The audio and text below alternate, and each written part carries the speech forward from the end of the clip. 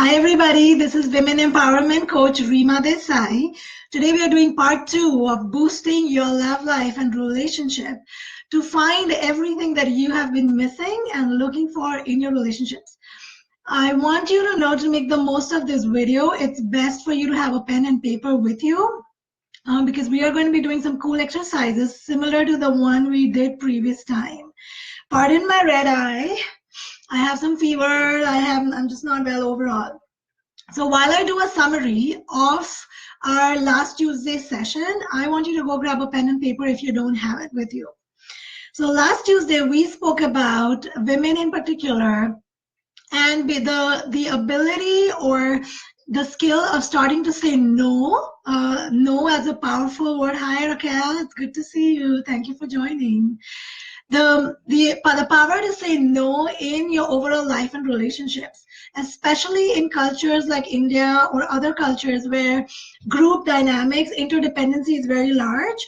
I particularly have found that women and their wishes are often suppressed. We're not allowed to have a voice as much as men are allowed to have. Do not generalize that, but I do not specify that to each individual, but in general. We also spoke about the 1 to 10 scale and rating ourselves and our lives for different parameters on that 1 to 10 scale. We will be using that scale again today. I also gave you homework to do 5 things that you would initially or typically find difficult to say no for, and now I wanted you to start laying boundaries, healthy boundaries, where you would say no to other people in attending events or doing favors that you did not want to do, and not with an intention to hurt the other person, but with an intention to really take care of yourself. So I hope that you have done homework, because the more you follow up with homework and exercises that we're doing in these sessions, the more you will find your personal life and your love life thrive and flourish. So I hope you have your pen and paper by now.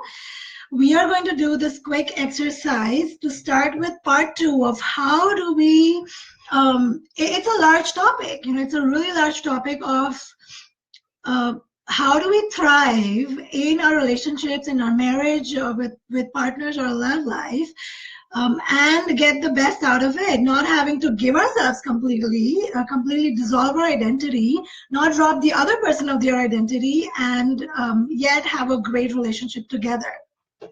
So here's the one thing, as a psychologist and a life coach, the way I practice. I like to practice in my parenting. I'm also a parent mentor. I write a lot of articles for moms on parenting. What I like to, in general, imbibe in my practice is, what is the root cause? When you go to a doctor, I have fever right now. When I go to the doctor's first task is going to be finding out what is the root cause. Thanks, Raquel. I'm happy to see that you're doing the work. What is the root cause of that problem? So when you look at your marriage, at your relationship with your partner, we're talking about love relationships at this point. What is it that you want from that marriage? What is it that you want from that person? So often what happens is our focus is constantly on what we don't have and what the other person is not doing. And there's just so much focus on the negativity and the negative experiences that all the energy that we're putting it on that negative side. And the more energy you put into something, the more it's going to grow. It's sort of like growing a tree. You keep watering something with your energies, with your thoughts, with your emotions, the more and the bigger and bigger it's going to get. So when I started looking in the last 2 years, within the last 2 to 3 years, into my personal marriage and relationship, I really did not, if you would ask me, what do I want from the marriage or from that person, I'd be like, that's a good question. I've never thought about that. And how clearly and how deeply are we able to paint a picture of having a beautiful relationship with that person? If we have completely lost that picture, then we have reached one of the severe stages. It's like, I have not been feeling well since last week. I've dragged it, and now tomorrow I'm ready to go to the doctor. Literally, I am. Finally, I'm like, okay, now I need to see a doctor. By the time I go to see a doctor, or you go to see a psychologist or a life coach, we've already reached the extreme of that problem, and we don't want to reach that stage. We don't even want to stay in that stage, because coming back from it is going to be a really long process. So why even get there? So I want you to write down, what do you want from the marriage, from the person that you're with. I'll give you a quick, maybe 2 to 3 pointers. What was the first reason, the first place? Why did you get married to that person? And all of us are looking to gain something. We are, as humans, we're there together to gain something. So it's either emotional security, financial security. What are your other needs? There could be needs of approval. There is just wanting to have the feeling of a companion, togetherness, just social security. Some people want to have a higher status. And really, this is not a place where you're going to be judged. So this is a safe place for you to be who you are. And I'm not, or nobody else is coming here to read what you write in the paper. So I want you to write honestly from your heart, what is it that has called you to be with this person when you first started out, and where are you now? What are you looking for from this person? And after you have that written down, I want you to write, what does marriage mean to you? In general, what should a marriage be about? Why should two people, or even love for that matter, it doesn't necessarily have to be marriage, why should two people be together in a relationship? What is the purpose of it? Because when you write that, it's going to, and the more visual you make, it's going to give you a clearer perspective of what is it that you are particularly seeking from that relationship. And then we are going to figure out whether is that person who you're with even capable of giving you that.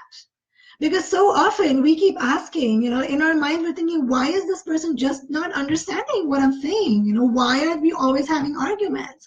And, what is his problem, or what is her problem? We have all these negative, dirty feelings within us, and we just can't figure it out. The first step is figuring out, is that person even capable, has the capacity, genuine capacity to give you what you're looking for?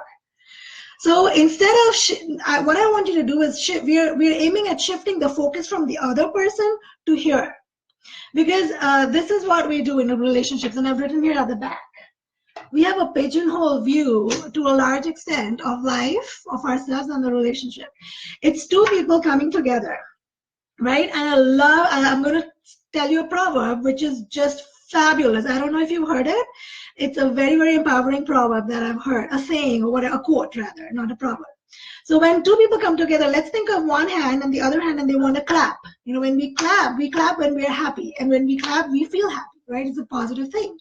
So in that context, in that metaphor, a clap, you will be able to hear it and feel it and feel the happiness only when both hands are capable enough to come together and make that sound, right? So if one of them is not healthy, is not functioning, and in many cases, both of them are in negative energies, are handicapped emotionally, that clap is not going to happen. This is going to happen.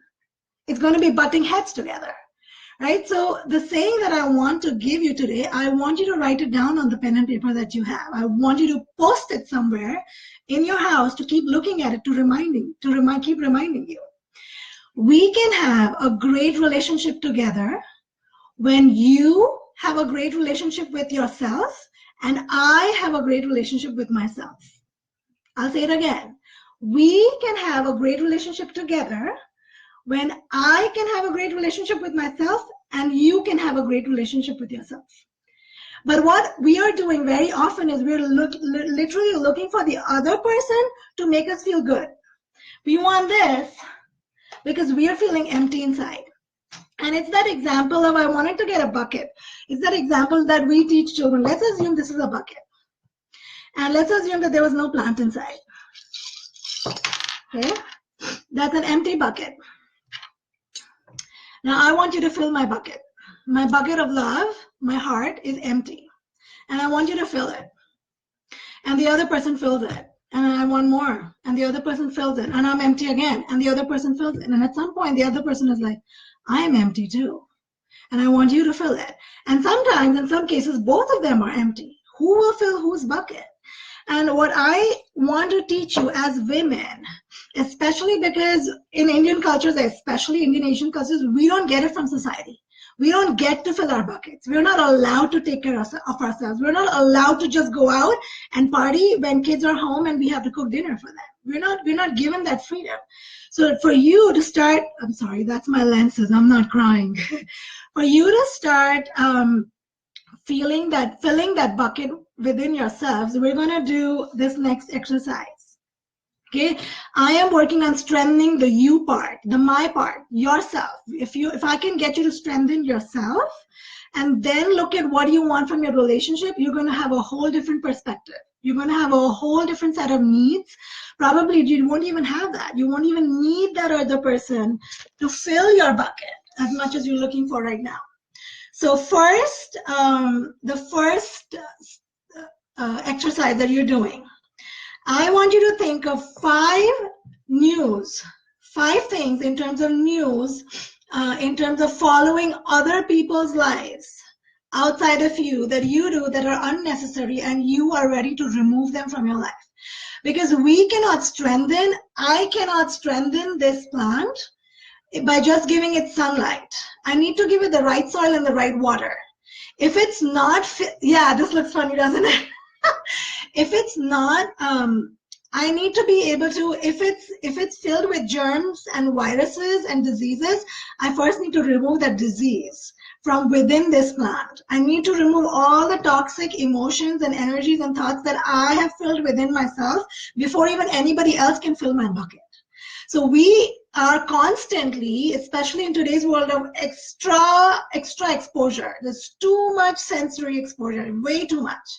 We're constantly taking in, and we're never pausing. Imagine if you never stopped eating. What would happen? Imagine if you never stopped watching TV. Imagine if you never stopped sleeping. Imagine if you kept doing things nonstop. But that's what we're doing in our minds nowadays. We're nonstop, constantly stimulating our minds. So 5 things that you can stop, like maybe it can be 5 people's profiles on Facebook. It can be news about Trump. It can be reading the newspaper, watching the news, going on news feed on Facebook, going on Instagram, whatever that means to you, Pinterest, all of those things, WhatsApp groups. I want you to list down 5 things, 5 unnecessary news that you're going to start removing from your life because that is mere garbage. You don't need that. That's not helping your relationship. Did anybody ever tell you that? Did you ever think in those terms that that's really a block in your happy love life and happy marriage life? So that's your first step, exercise. Once you have those 5 things written down, you're going to write 5 unnecessary food items that you are ingesting on a regular basis that your body does not need.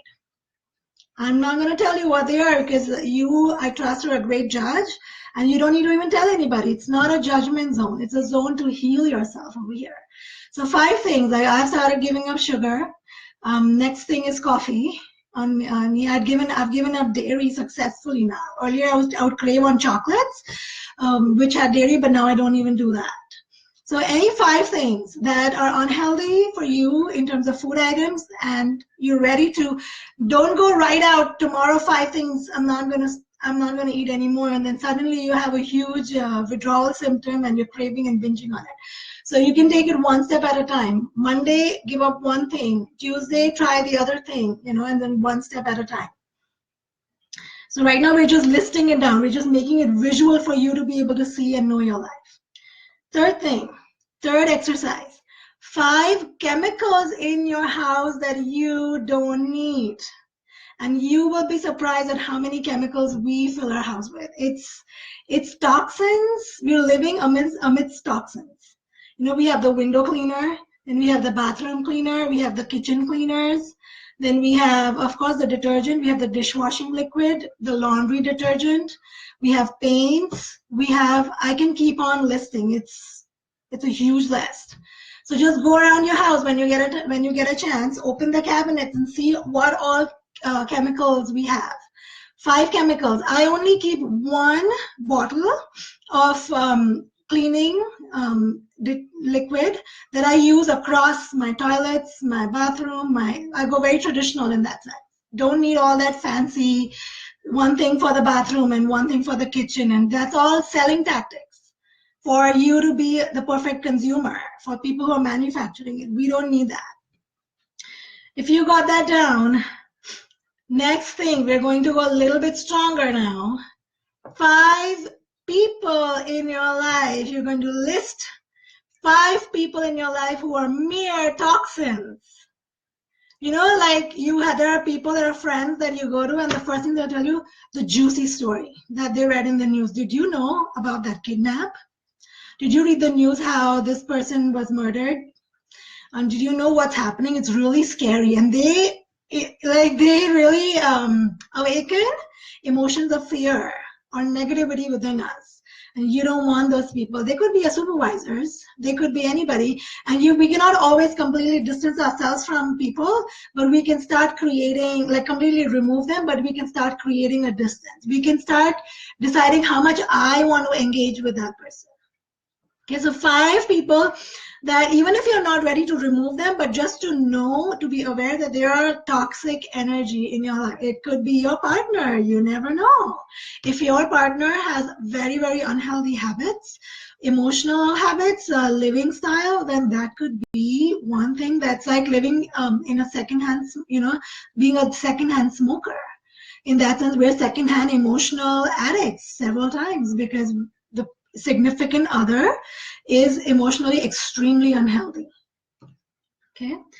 And next thing, 5 qualities that you want your life partner to have. Going back to, instead of thinking of what are they not giving you, let's start thinking about what do I want? What do I really want? Every time you argue with that person, when we are telling the person, you're not doing this and you're not understanding and you're not listening to me. But did we tell them what do we want? What do you want them to do? Do you want them to appreciate you, acknowledge you, approve you, validate you, accept you, love you, have fun with you, celebrate? What do you want them to do for you? What are the 5 qualities you want your partner to have for you? And, say that own it. Say that with confidence. Write that with confidence. Even if you're not saying it, write it with confidence right now. It's your piece of paper only for you to read at this point. That I deserve, you can write that statement, I deserve, and then write the 5 qualities that you want your partner. It could be financial security, whatever that means to you. That's okay. There's no judgment there. It's okay to ask. It's okay to want. It's okay to be needy. And once we have that, next, what are the top 5 qualities that you have that are simply amazing that you have to give your partner? It could be anybody. It could be a current partner or an imaginary perfect Mr. or Miss Ideal. That 5 qualities that you have that you think are just simply amazing that you can offer to another person in your love life. And the idea behind doing all of these exercises and the way I practice as a life coach and a psychologist is I like to bring you to a higher and higher place of awareness, moving out of the pigeonhole view. The pigeonhole view is the view where one person says that, I am not enough and the other person is not enough. I'm not okay and the other person is not okay. But it's okay to live together. We're still going to live together and find a way to make it work. When you hear, I have this person, 2 people and 3 people, see, I can just keep on adding names. And I hear it more and more from women.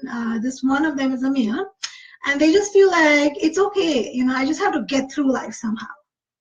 And that get through life attitude is really, if you look at it deeply, very often it's just simply avoidance out of the fear of having to face what will I have to face if I start looking at it with reality, with practicality of, is that person even able to give me what I want? Is this even really going to work? Sometimes it's possible, and sometimes it's just very, very unhealthy to be living with somebody with, all sorts of things going on. So we're looking at the root causes of the problems that you're facing in your love life. And the first step together in that is, like I mentioned, when two people are coming together, both of them have to be strongly rooted in themselves before they can give and continue to give for togetherness in the relationship. It's never going to work if one is not feeling enough. So either it'll be this, or both are not feeling enough, then it'll be this. They both have to feel fulfilled so that we can come together and have fun and feel great about being together. And I'm going to stop this part 2 over here. There's a lot that we can do and talk about in relationships. This is really just the surface layer. And for those of you who are craving a lot, who really want it, you really want to go full force in changing your love life, your married life, and going on to the next level, even for your own internal growth, I have a specials that I am sharing here on Facebook. I'm going to create a secret group, and we're going to do some intense, amazing work, some really deep exercises, very, very fun, with bringing out a lot about yourself. And for that, there's a link that I've shared on top or beneath this video. It says rimadesai.org specials. Click on it. You get to write your email and subscribe, and we will take it further from there. So thank you everybody for joining. Share this video for those who you feel can benefit from it. And feel free to write me your comments, your challenges. I love dealing with this stuff. I love guiding people. If you have specific questions or difficulties with your love life and married life, I am here to address them. This is Rima Desai from the Guiding Star, parenting coach, women's coach. I love working with women. Signing off this Tuesday with a fever. On Friday, yes, that reminds me, I'm missing a lot of things. On Friday, Meghna Thakur, and Dr. Meghna Thakur, she's a naturopath. She's coming with me for an interview on this profile, on my Facebook profile, answering your questions about thyroid, weight, and hormones in women. And then on Saturday, we are meeting for a henna tattoo meet at Starbucks in Chandler. Those of you who are coming, you're welcome to bring your daughters who are 7 years and above. I'm very excited for all of this wonderful stuff. Bye, everyone.